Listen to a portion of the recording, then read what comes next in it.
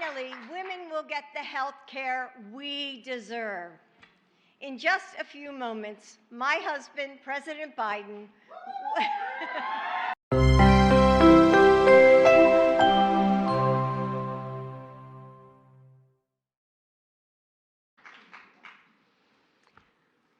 quote, "If you don't have an idea that materializes and changes a person's life, then what have you got?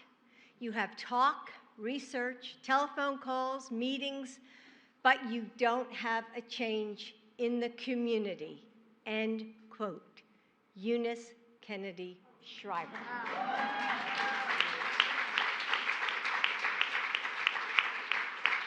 Maria, you live your mother's words purely, lovingly, and relentlessly. Thank you for your life's work and for being an amazing partner in this effort. Thank you.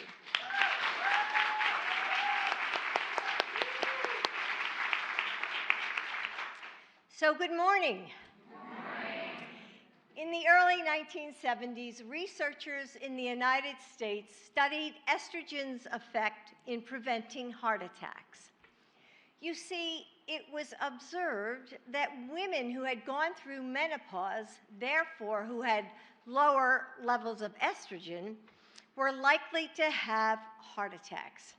So a study was conducted asking whether estrogen prevents heart attacks. 8,341 people were selected for that study. All of them were men. This is how things were done. Even though women are half the population, women's health research has been underfunded and understudied. Too many of our medications, treatments, and medical school textbooks are based on men and their bodies. But that ends today.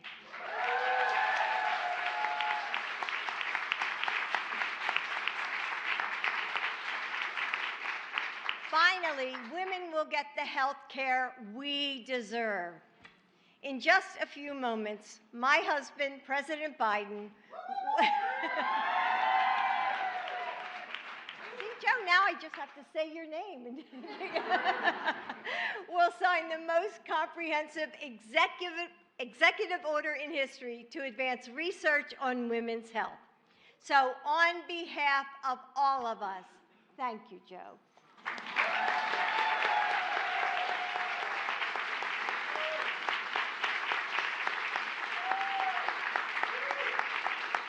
If you ask any woman in America about her health care, she probably has a story to tell.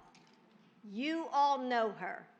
She's the woman who gets debilitating migraines but doesn't know why and can't find treatment options that work for her.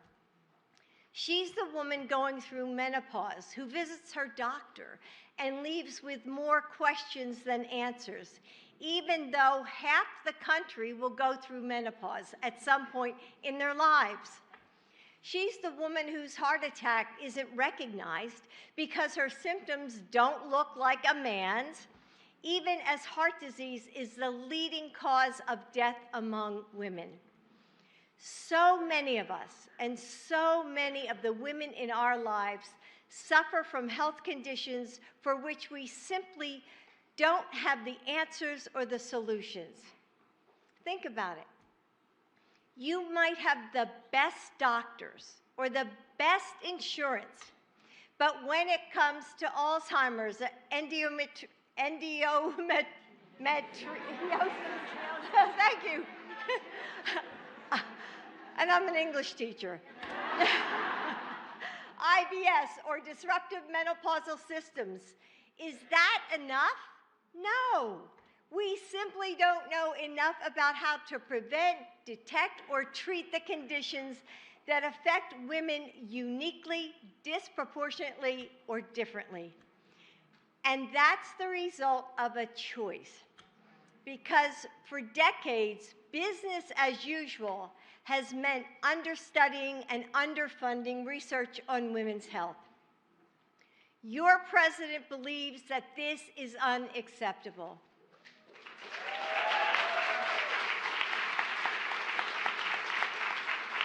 When Maria brought this issue to me and Joe less than a year ago, he knew it could make a real difference.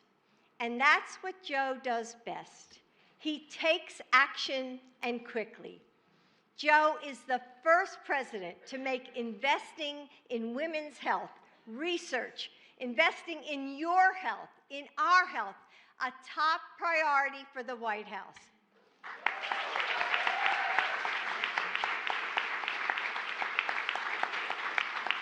It's no secret that Joe's accomplishments on health care are historic. You heard about his successes already.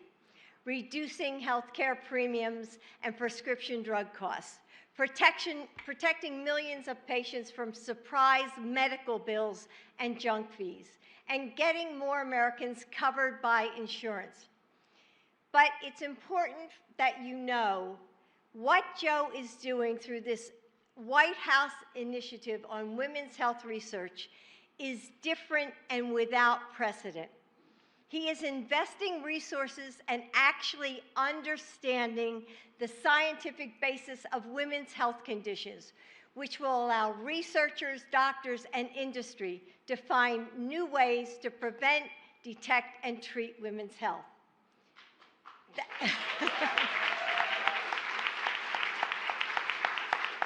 Thanks to Joe's experience and vision, he's approaching this problem differently, too. As president, Joe created ARPA-H, a new healthcare agency that pursues breakthroughs in health research at lightning speed. Just a few weeks ago, ARPA-H launched its first ever sprint for women's health, putting $100 million into women's health research and development.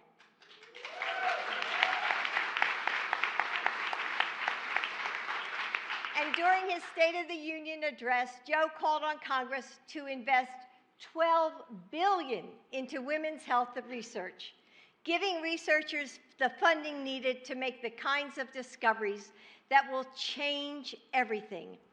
And he's calling, just like Maria did, on entrepreneurs, investors, private industries, and philanthropists to do their part, because it's going to take all of us. Joe is fighting to finally deliver the answer that millions of women need about their health. This executive order wouldn't be possible without so many women who have been at this work for decades. Many of them doctors who are here with us today, Valerie, Susan, Carolyn, and so many others. So today, as we celebrate Women's History Month, let's write a new future for ourselves, for the girls and the women who will follow. A future where women leave doctors' offices with more answers than questions. A future where no woman or girl has to hear, like Maria said, "It's all in your head," or "It's just stress."